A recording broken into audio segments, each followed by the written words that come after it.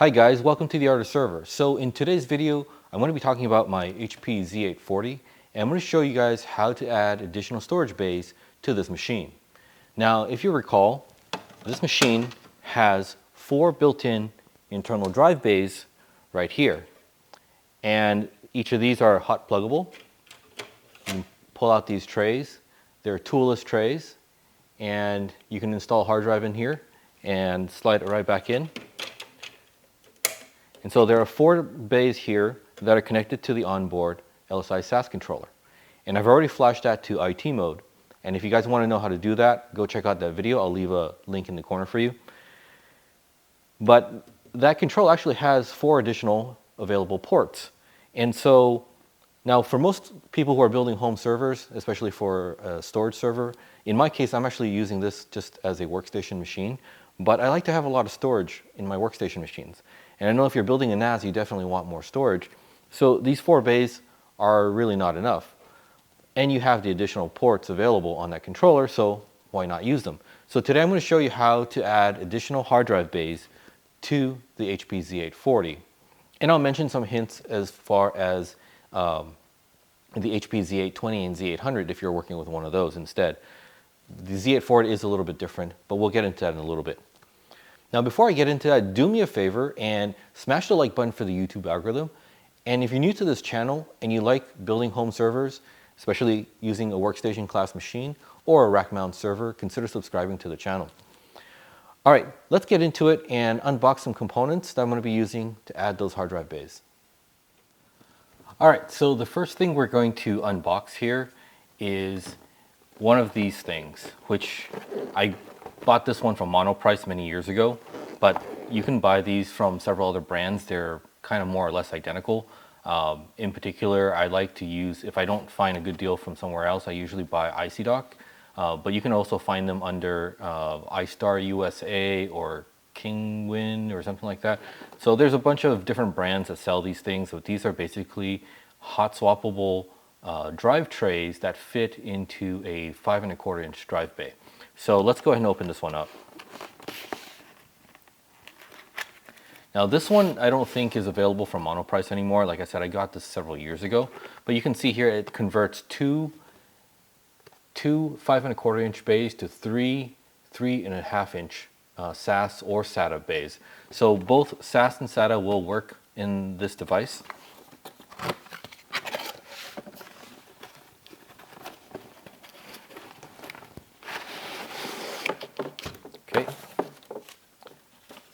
So there's some specifications and instructions here.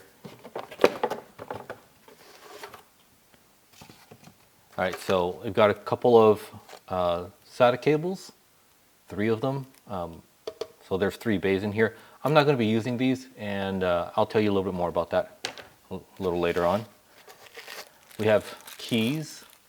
So these keys allow you to lock these drive trays if you want to lock them down so that someone can't casually pull out the drives walking by your machine. But you know, if this is at home, hopefully you don't have people like that at home living with you. All right, so here is the main item. So this is two 5 1/4 inch drive bays, so it occupies 2 spaces, and it gives you 3 3.5 inch hard drive bays. And what I really like about these is that they're trayless. So unlike what I showed you earlier in the Z840, where you have to attach a plastic tray in order to install the hard drives, you can actually slide the drives directly into this without any trays or any accessories. And so I actually really like that. It just makes it very easy for you to pop in a drive, pull it out, that kind of stuff without having to remove them. You know, on servers, typically you have to install the trays with some screws, and that's even more cumbersome. I just wish that, you know, server and other PC case manufacturers would design these type of things built in to the case instead of having you buy these. But anyway, there are 3 SAS connectors in there, and both SAS and SATA drives will work in this. On the back, there are 3 SATA connectors, but they're SATA in physical form, but you can also transmit SAS signals over that. There are two SATA power plugs to provide power to those drives, so you do need to connect those. And there are some switches here that change the behavior. So there's a fan for cooling to draw air through this case to cool the hard drives. And you can set it at a low speed or high speed fan. And unfortunately, this fan is not the quietest one. I'm actually considering maybe swapping this out, taking it out and measuring, and maybe swapping it out with like a Noctua fan that might be quieter, but I just want to make sure that this works first and all that. And then there is a switch that turns on the activity LEDs. So there are LEDs up front here that will, I think, flicker when there's hard drive activity. And if you don't like that, you don't want the flickering lights on your machine, you can, I think, turn that off. So anyway, that's what we're going to be using in the 5¼ inch bays of the Z840 to add 3 additional hard drives. Now, one thing that is a little disappointing to me is that the Z840 only has 2 5¼ inch drive bays, so this is basically all you can add. In the previous generation Z820 or the Z800, there were actually 3 5¼ inch bays, and you could buy a larger version of this that could give you space for a 4th drive with maybe an SSD slot or an optical drive, like a laptop slim optical drive, or a variety of other things you can actually add to your machine. And ideally, I would have liked to add 4 more bays to the 4 existing bays for a total of 8, but there just simply isn't enough space in the Z840 to do that, so I'll settle for 7 drives, the 3 here plus the 4 internal drive bays. So I'm going to settle for 7, but I wish HP didn't get rid of the 3rd 5¼ inch drive bay in the Z840. I don't know why they did that, because the space is there, they just didn't make the accommodations for a 5¼ inch bay there. So anyway, and you'll see that when we get this installed. All right, so that's one of the main parts I'm going to be using. This is obviously kind of the main item, but earlier I showed you that it comes with these SATA cables, and these are fine SATA cables, they'll work.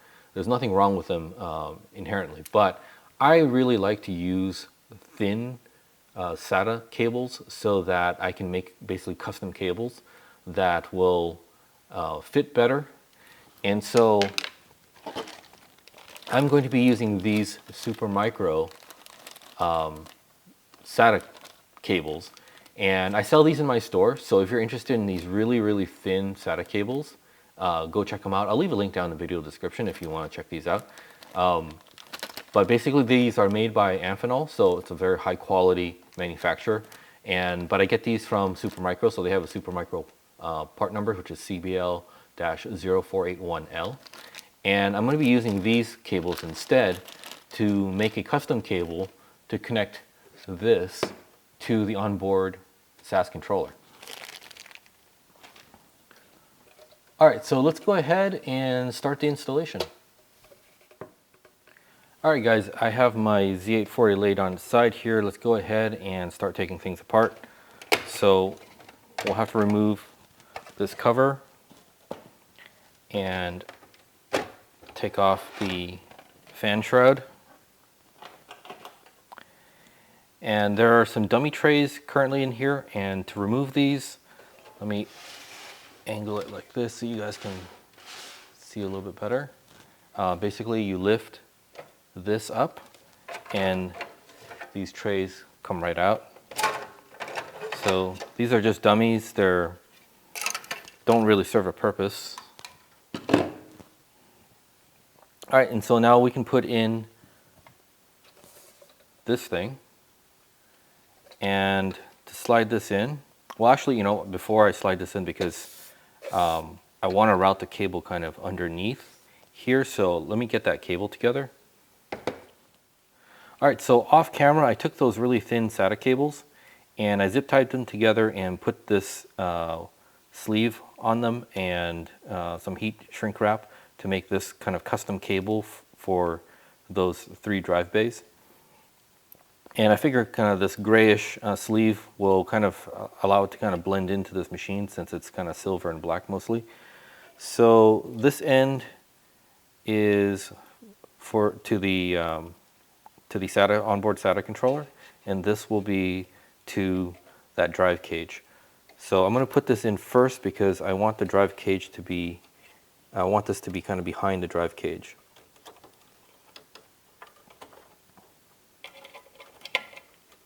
So something like that. And all right, so let's go ahead and install the drive cage. Oh, and also for the power plugs, this machine already has some plugs in here that I can use. So here are the SATA power plugs. Now, if you get a different type of cage that requires Molex, there are also Molex power plugs here that you can use instead. So whatever suits your need. All right, so I'll leave that out here. And we'll plug this in from the side. And just lift this up until it clicks. All right, so then there are basically, I think, pins behind here that will insert into where you would normally screw this down. So this is a screwless system. You don't actually have to screw anything down. There are holes here for you to attach some screws, I think, if you really wanted to do that, but I don't think that's necessary, so I'm not going to bother. All right, so I made this cable just right for this. All right, so that should work just fine. I'm going to pull this cable down just a little bit more. Oh, you know what? It didn't go exactly behind, so let me just move this a little bit and hold that down a little bit more. Let's see here.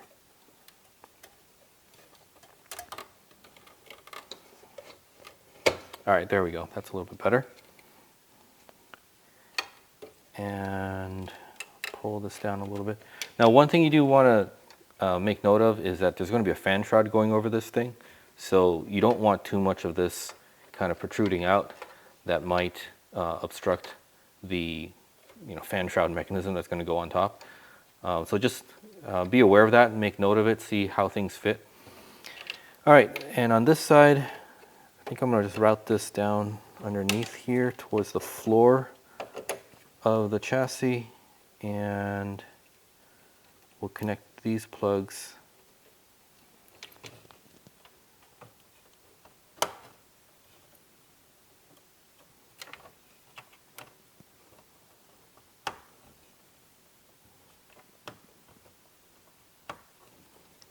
All right, so we've got these plugs connected to the onboard controller, connected to the drive cage. And now we need power to the drive cage, which I'll use these.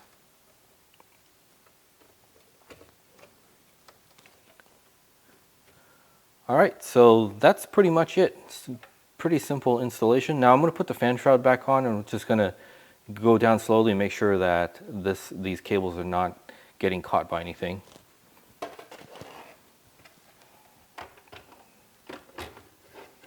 All right, so it looks like there's plenty of room right over here to clear those cables. All right, looks good. And now we can put the PCI cover back on.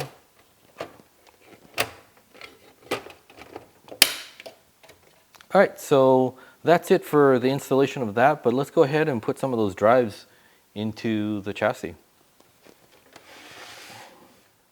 All right, so I got myself a couple of these HGST SAS 10 terabyte drives, and these are used enterprise drives that were retired from, I believe, a Cisco server. They're 4KN, and if you've seen my videos about SAS and SATA drives, you know HGST, or Hitachi basically, which is now part of Western Digital, is one of my favorite brands of hard drive manufacturers. And I'm not generally a brand loyal type of person, but I've just had a lot of good experiences with these drives for many, many years, whereas some of the other brands I've had a lot of problems with. All right, so let's go ahead and install these 4 drives into these 4 bays here. But before I do that, in preparation for this installation, I created some of these labels. And so these are serial numbers for these drives. And the reason I do that is because if I ever have a drive failure, I often like to identify the drive I need to pull out by its serial number. And so when the drive's in here, now these are somewhat translucent, so, well, let's install one of these drives and then you'll see what I mean. All right, so to install this drive into this bracket,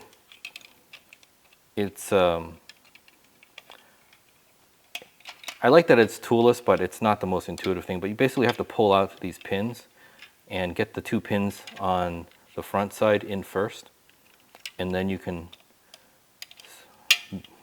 pull these out and attach the pins in the rear. Now, I don't know if you'll be able to see this in camera, hopefully you can, but this plastic here is a little bit translucent, so you can actually kind of see some of the barcode on the front of the drive. So let me show you. So here on the front of the drive, you'll see a barcode, and actually this barcode here is the serial number, and you can read the serial number on the side there. So this is actually great if you have ever worked on a top-loaded storage server where you slide the drives straight down like this. The serial numbers are showing, like, you know, on the top, so it's very easy to identify which drive you need to pull out because you can immediately see the serial number. Or if you have one of those servers where it's a pull-out tray and the hard drives are installed like this and you can see the top of the hard drive, the serial number is obviously here as well, so that's visible. In other servers like the Dell servers where they install a bracket on it, it's a little bit less obvious to figure out the serial number of the drives. And on Supermicro servers, I like to actually print out labels like this and put the labels on top of the drive or on the front of the drive trays so that I'll know which drive to pull out, you know, by serial number. So you can actually kind of read the serial number through this plastic, but it's not the easiest thing. So I decided to make some of these labels. I'm going to be putting that label up on the front here so that it'll make it very easy for me to identify what drive to pull out if a particular drive fails, and I can identify the serial number. I can just pull that one out. So this one is, what's that, 7GH9L2, so that's this one actually. All right, so I'm going to put this on the front here.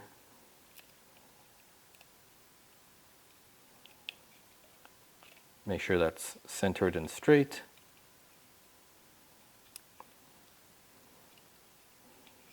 All right, so that looks good. Now, of course, if the drive fails, you're gonna have to change that label. So don't be lazy about changing out that label. You don't want to end up in a situation where you're like, oh, you know, it's okay, just this one time, and then something fails, and you're like, oh wait, can I rely on this label or not? All right, so that's one drive in. I'll go ahead and finish the rest of them. I'll probably fast forward through this section of the video.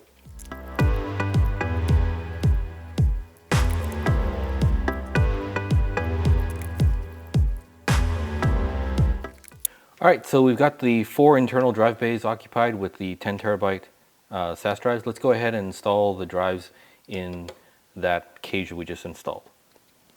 All right, so for the 3 drive bays that we just installed this cage for, the nice thing about this is that it's trayless. And so if you install the hard drives directly like this, you just slide it in. And for the last segment, you do have to use the lever here to kind of get it all the way in, because there's a lever in the back that helps pull it out. So you don't want to just press on this too hard without this moving with it. But one of the nice things is that the serial number is already visible on this side, so there's really no need to do any additional labeling. I mean, you could add a label on the front here if you like, but I don't think it's necessary because I'll show you. So if you put this in and you open this up, you can actually see the serial numbers right here. So this, until you actually pull on this, you can actually open this a little bit to read the serial number off the front of the drive without actually ejecting the drive. So now if you're a little uncomfortable about that, you might want to put labels on the front here, but I'm perfectly happy with this. So if you actually pull this front cover all the way out, then it'll eject the drive. But if you just open it like that, and you can still see the serial number in the front, you won't eject the drive. So one in, let's go ahead and do the rest. So I really love these trayless design.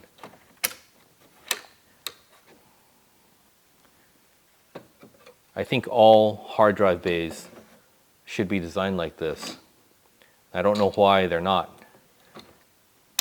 because this isn't exactly new technology. Like I said, I bought this a long time ago when Monoprice used to sell these things, and that was several years ago. So anyway, all right, so we got the 3 hard drives in there, 4 hard drives in the internal bays, and that's pretty much it for today's video. So that's how you add additional hard drives to your HP Z840. Now, I mentioned earlier, you could also do something similar like this with the HP Z820 and Z800. And in that case, it's actually even better because this spot right here above these 2 bays is actually a third 5¼ inch bay. And you can get a larger cage that will fit an additional 3½ inch drive. And sometimes I think maybe even a 5th one, but there's only 4 additional ports on the onboard controller, so you have to find another way to control that. But what I like to do in the case of the Z820 is get 4 hard drives and use up that additional port on the onboard controller, and have a slim optical drive if you still use optical drives. Sometimes I still use a DVD writer. Or you can have a slot for a 2½ inch SSD, or something else that you can connect to some other controller if you need to. So anyway, I guess there's also an onboard SATA controller on this motherboard, so you could actually connect a 2½ inch SATA drive to an onboard SATA controller, and so that gives you kind of a removable SATA SSD that you can kind of pop in and pull out for just kind of temporary storage needs. In my case, that actually could be very useful for if I'm recording video directly to SSD. I can just plug the SSD in, offload my video files, and pull it back out. So that's kind of nice. I don't know why in the Z840 they got rid of that third 5¼ inch bay, and they have this slim optical drive in here instead now. So there's plenty of space back here for there to be that 5¼ inch bay, but somehow they decided for the Z840 that wasn't going to happen. So if you have a Z820 or Z800, you can actually add that 4th 3½ inch drive much easier than on the Z840. Hope this was helpful for you guys who are building up your Z840. I will have another video showing you guys how I'm going to create a ZFS pool with these 7 drives. And I'm going to be using that in combination with some very, very fast storage. So I think you're going to be interested in that. So stay tuned for those videos. All right, guys, so that's it for today's video. Now, if you like this video, be sure to give it the thumbs up. And if you're new to this channel and you like this sort of stuff, be sure to subscribe. If you want to support my channel, go check out my eBay store. I'll leave a link down in the video description below. I've got all sorts of awesome server and workstation gear in my store, so go check that out. For the components that I used in today's video, I will leave some affiliate links down in the video description so that you can find these parts on eBay. I'm not selling this drive cage, but I do know of a couple other brands that make something very similar. So I'll leave some links for you to go check those out. Also, if you're interested in the really thin SATA cables that I used today, I'll have a link to my eBay store for these cables down in the video description, so go check that out. All right, guys, thanks for watching and have a great day. Bye-bye.